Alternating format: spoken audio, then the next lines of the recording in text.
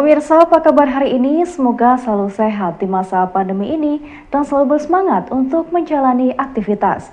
Bagi pemirsa yang harus tetap bekerja di luar rumah, jangan lupa menggunakan masker. Hari ini program Berita Newspoint hadir menjumpai Anda bersama saya Amirah Dinda. Selama 30 menit ke depan, Newspoint akan menyajikan berita terbaru seputar Universitas Brawijaya dan Malang Raya. Jangan kemana-mana, keep on our channel Newspoint.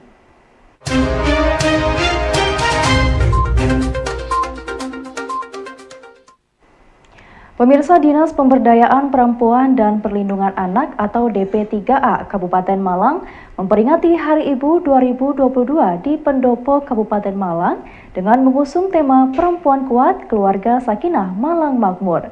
Kepala Dinas PPPA Dr. Gigi Arbani Muktiwibowo mengatakan bahwa jika perempuan di Kabupaten Malang berdaya, maka akan berdampak pada produktivitas keluarga dan mendorong kemajuan daerah. Hari ini adalah rangkaian kegiatan peringatan Hari Ibu ke-94 tahun 2022 di Kabupaten Malang. Jadi sesuai dengan tema dari Kementerian PPA Pusat, tema hari ini adalah Perempuan Berdaya Kabupaten Malang Makmur, Indonesia Maju. Jadi tujuan dari pemilihan tema ini memang yang memilih tema adalah dari Kementerian PPA, namun tujuan dari tema tersebut adalah kunci dari keluarga sakinah dan sejahtera itu ada pada kekuatan dari perempuan.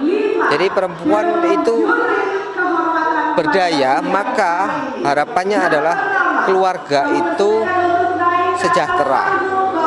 Dan ini bila seperti yang disampaikan oleh Bapak Bupati tadi, apabila perempuan di Kabupaten Malang semuanya adalah berdaya, kuat dan berdaya, maka Kabupaten Malang akan menjadi makmur. Jadi makanya kita dalam rangka memberdayakan perempuan dan untuk mencapai Malang Makmur, maka perempuan di Kabupaten Malang wajib berdaya. Selain itu perempuan juga wajib dilindungi, ya, wajib dilindungi baik dari sisi trauma psikis maupun dari sisi kekerasan pada rumah tangga. Jadi untuk perempuan agar berdaya, dia harus kuat, dia harus terlindungi secara dari trauma psikis, dia juga harus terlindungi dari masalah kekerasan. Salah satu pemateri pada talk show acara peringatan Hari Ibu ke-94 yang digelar oleh DP3A Kabupaten Malang, Yohana Larasati, berbagi pengalaman seputar kiat mengembangkan berbagai usaha yang telah dirintisnya dari tahun 2012. Yang memberikan motivasi kepada para ibu peserta yang hadir agar terus mengembangkan potensi di tengah tanggung jawab sebagai seorang ibu di lingkungan keluarga. Baik, pada kesempatan ini saya tadi memberikan sedikit sharing tentang perempuan yang berbisnis. Jadi kita bisa melihat kalau perempuan sekarang itu kebanyakan masih pada takut untuk memulai bisnis. Jadi pesan dari saya adalah jangan takut melangkah, harus percaya diri, ketahuilah bahwa semua perempuan itu mempunyai kemampuan masing-masing dalam dirinya, dan bisnis yang terbaik adalah bisnis yang dimulai segera saat ini juga. Jadi jangan ragu-ragu untuk berbisnis. Ya, jadi awal mula saya dulu pernah berbisnis di bidang food and beverage. Saya memiliki satu kedai momochi. Lalu saya berekspansi lagi, saya memiliki tour and travel di private tour Andromeda khusus untuk ke Malaysia dan Singapura. Dan juga saya memiliki bisnis di bidang clothing di missyohana.id. Dan terakhir kemarin saya juga baru belajar untuk mendirikan sebuah PAUD dan TK yang ada di Araya, di Kinderbright. Kalau bisnis saya sudah menggeluti dari 2012 dan itu terus berjalan flow aja gitu, karena memang saya harus mengikuti suami bekerja yang berpindah-pindah, sehingga dari yang pertama sendiri adalah bisnis momochi, lalu saya berjalan di bisnis tour and travel yang saya mulai dari 2014, lalu ada lagi bisnis Fat Brother Lok-Lok yang saya juga bikin franchise-nya, lalu selanjutnya saya berbisnis baju, itu pun dari jarak jauh saya lakukan dari Filipina sana, jadi saya meng-create semua semuanya juga termasuk sekolah Kinderbright. Saya juga create jauh-jauh dari Filipina waktu saya berada di sana. Sebenarnya dimulai dari jiwa ya, jadi kayaknya memang itu jiwa saya banget gitu. Saya memang suka berjualan, bertemu dengan orang, suka membuat sesuatu yang unik, lalu saya marketing kepada orang, seperti itu saya memperkenalkan produk saya. Sebenarnya dari jiwa, tapi yang terpenting juga dari dukungan suami dan keluarga.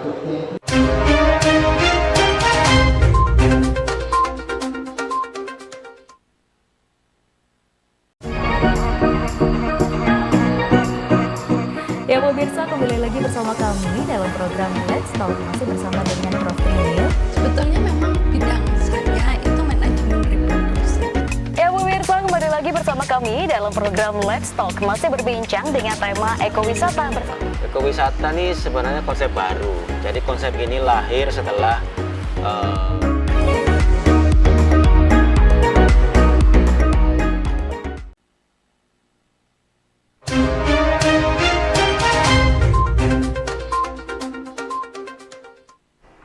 Pemirsa, perkembangan ilmu akuntansi saat ini berkembang begitu pesat seiring perkembangan teknologi informasi.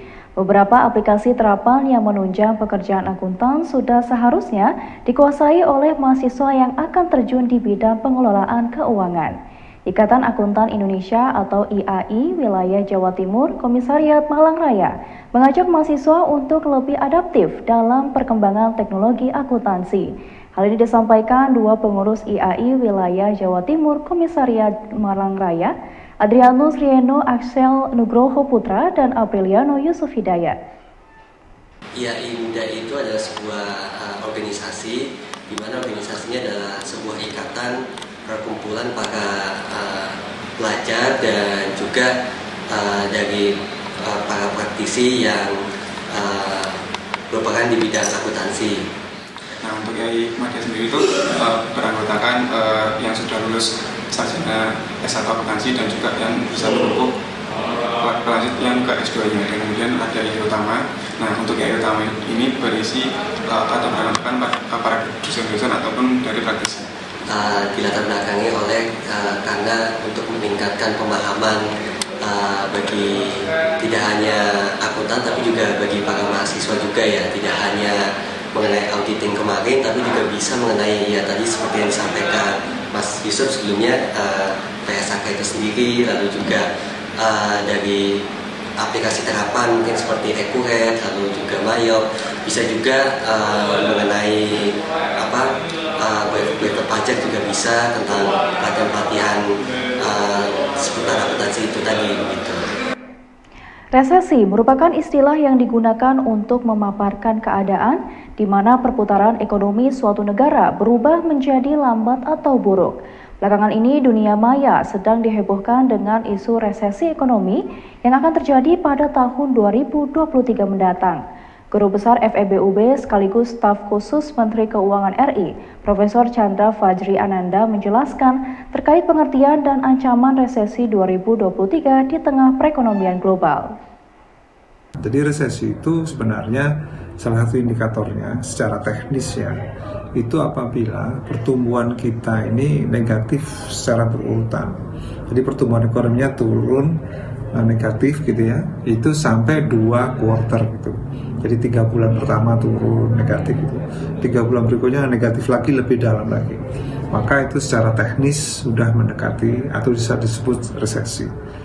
Nah, indikasinya resesi tentunya melemahnya daya beli gitu ya. Kemudian dari sisi produksi juga orang enggan memproduksi karena adanya kesulitan pasokan bahan baku gitu ya. Kemudian ini marketnya juga belum pasti, ada instability di sana. Nah, ini semua menyebabkan para produsen pun tidak mau memproduksi. Jadi kita bisa bayangkan dari sisi supply ada gangguan, kemudian dari sisi demand pun juga ada gangguan. Orang nggak punya daya beli karena nggak punya pekerjaan. Nah, ini tentu bisa disebut resesi. Itu pernah terjadi pada tahun 30-an.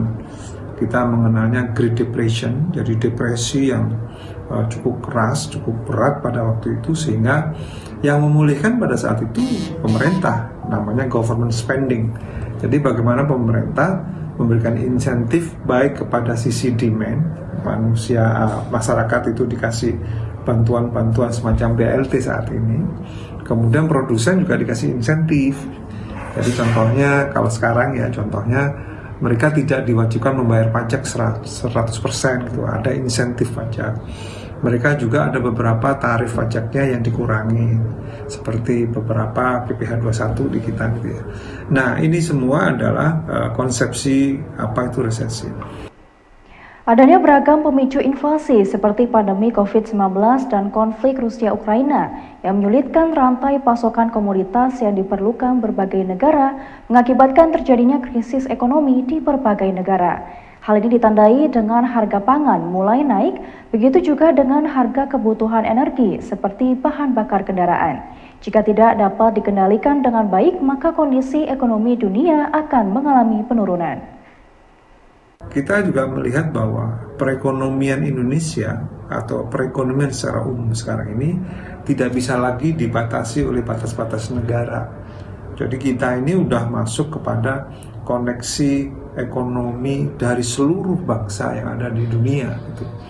Maka kita tidak bisa mengatakan bahwa apa yang terjadi di sana tidak akan terjadi di sini. Itu sangat tidak mungkin karena memang interaksi ekonomi itu melalui perdagangan gitu ya, bahkan perdagangan melalui pembayaran yang itu melalui kurs gitu ya. Artinya memang kita sudah tidak bisa lepas dari perekonomian dunia. Nah, apa yang kita lihat sekarang?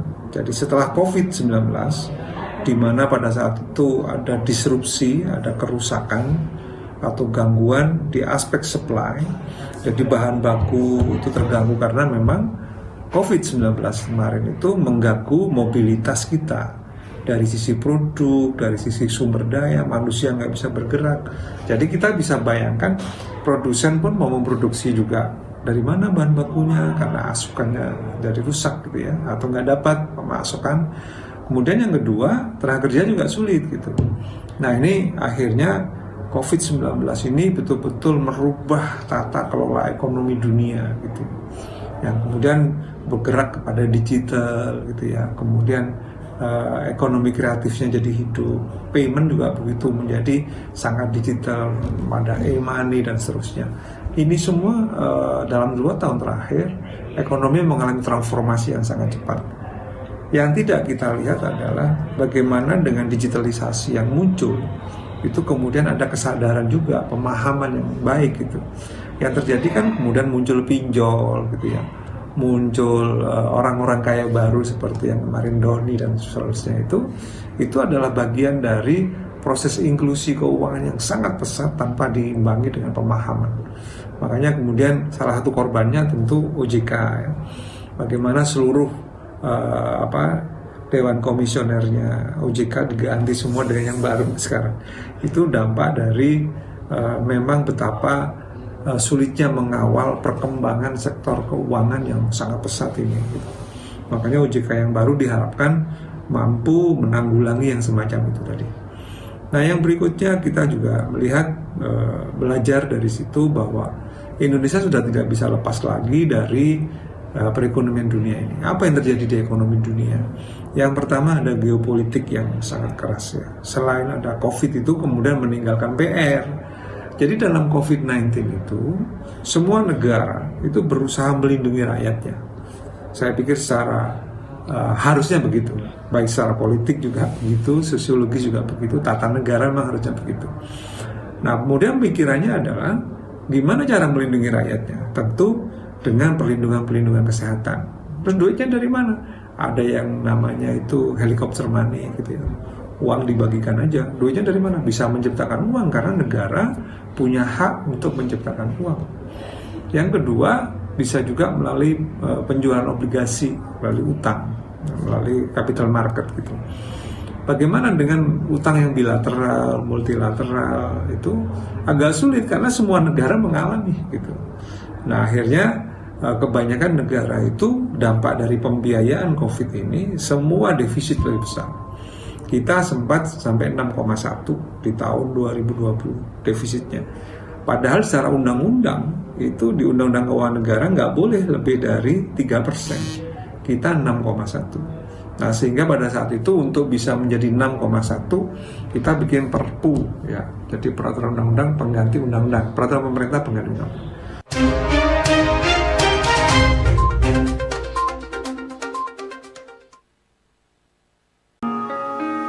Ya, mana yang kau pilih? Memberi perhatian atau berusaha tak peduli? Dan mana yang lebih melelahkan, berjuang atau melupakanmu kini? Tak lelahkah kau berpura-pura untuk mendapatkan perhatianku? Aku tak peduli, ku tak tahan lagi. Ku sudah tak punya waktu untukmu lagi. Is anybody real here? Is anybody real here? Aku tak peduli.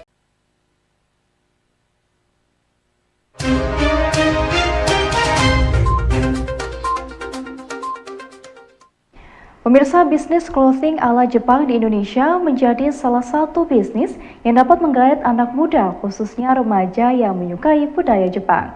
Latar belakang inilah yang membuat usahawan muda Jeremy Ken menjalankan usaha clothing yang berfokus pada budaya Jepang yang diberi nama Soraka. Soraka ini sebuah clothing atau apparel yang mana dia ini fokus bertemanya tuh ke tema-tema yang asli budaya Jepang atau budaya-budaya anime. Jadi Soraka ini tujuannya itu memang untuk mengenalkan budaya-budaya seperti itu tapi dengan cara yang berbeda gitu dari produk-produk biasanya gitu. Nah, Soraka ini berasal dari dua kata ya, dari Sora dan Ka. Sora ini artinya langit, yang mana langit ini menunjukkan imajinasi atau harapan gitu buat teman-teman semua. Jadi ketika mengenal atau memakai produk Soraka ini, teman-teman bisa lebih membawa harapan teman-teman jauh tinggi langit gitu. Ya, terus juga K ini atau Hi ini artinya api. Api ini kan ini emang targetnya anak muda ya, anak muda yang istilahnya semangat, menggebu-gebu gitu. Jadi emang tujuannya ini buat teman-teman semua yang istilahnya agar menunjukkan semangatnya gitu melalui pakaian Soraka ini gitu. Untuk produknya sendiri emang kita lebih berfokus kepada pakaian seperti kaos yang saya pakai ini juga ya. Dan juga di sini kita gak hanya menjual kaosnya aja, tapi kita juga ada banyak komplementer yang menarik gitu, yang istilahnya kita jual berbarengan dengan kaos ini gitu, seperti stiker, terus juga ada barang-barang lain yang istilahnya menarik gitu.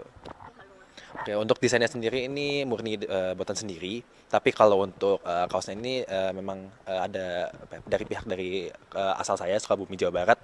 Di situ emang udah ada kenalan yang mana udah emang dia tuh memproduksi pakaian-pakaian yang istilahnya emang dengan bahan-bahan yang bagus gitu. Jadi kita emang melakukan kerjasama biar memberikan experience produk Soraka yang memang benar-benar berkualitas gitu. Karena kalau bisa dirasakan sendiri ya, kalau untuk produk Soraka ini tuh menggunakan bahan-bahan yang istilahnya benar-benar berkualitas, bahan-bahan yang istilahnya nyaman gitu buat teman-teman pakai kemanapun gitu. Prodi Desain Komunikasi Visual Fakultas Vokasi UB menggelar pameran bertajuk Collective End of Semester selama 2 hari dari tanggal 22 Desember hingga 23 Desember 2022. Dalam pameran ini sebanyak 236 mahasiswa menampilkan karyanya dalam bentuk desain ilustrasi, desain grafis, media perwajahan, desain interior, dan lainnya. Menurut Ihsan, salah satu panitia, pameran ini merupakan kegiatan di akhir semester yang bertujuan untuk mengenalkan berbagai karya produk mahasiswa dari Prodi DKV Vokasi UB. Acaranya dalam rangka pameran akhir semester lah. Ya, kayak gitu. Nah, ini mereka ini mahasiswa jurusan apa yang pameran ini? Untuk jurusannya DKV sama DPI. Nah, untuk tema pamerannya sendiri mengenai apa? Untuk temanya sih bervariasi ya Pak. Ini soalnya kan kayak gabungan dari beberapa materi. Jadi menyesuaikan aja sih. Pamerannya berapa hari? Berapa hari pamerannya? Harinya ada 2 hari, sekarang sama besok. Nah, selama pameran ini apa yang peserta itu akan mendapatkan apa saja kalau lihat-lihat? Yang jelas sih kalau yang datang nanti bakal ada resensi itu, terus bakal dapat stiker dari pameran. Sebagai upaya meningkatkan kualitas layanan dan pengambilan keputusan yang lebih cepat dengan melibatkan para profesional, sudah waktunya sebuah lembaga melakukan perampingan struktur. Wali Kota Blitar Santoso mengatakan bahwa perampingan struktur birokrasi perlu dilakukan agar dapat memaksimalkan serta meningkatkan efektivitas dan efisiensi para pekerja. Strategi yang perlu dilakukan dalam rangka melakukan reformasi birokrasi adalah dengan merampingkan struktur organisasi. Artinya kalau dulu itu kaya struktur miskin fungsi. Nah, ini kita balik. Bagaimana untuk membuat miskin struktur kaya fungsi. Jadi jabatan-jabatan, lembaga-lembaga yang tidak penting itu perlu kita rampingkan, tetapi fungsinya kita maksimalkan. Sehingga dengan demikian, maka tugas dari pejabat itu pejabatnya semakin sedikit, tapi tugas-tugasnya semakin banyak. Sehingga tidak terlalu banyak memerlukan tenaga-tenaga yang tidak terampil.